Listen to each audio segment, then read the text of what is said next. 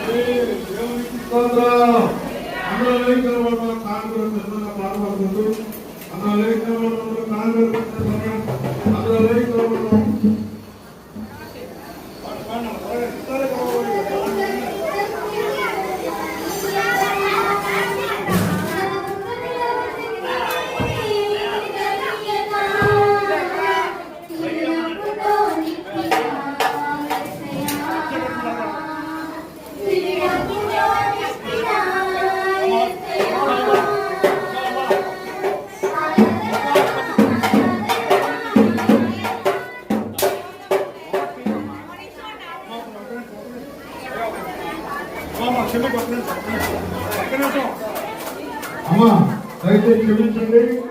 అభిషేక అడ్డుబండు దేవుని యొక్క ఏర్పాటు చేయనటువంటి అడ్డుబండు ద్వారా చక్కటి మార్పులు ఉన్నాయి.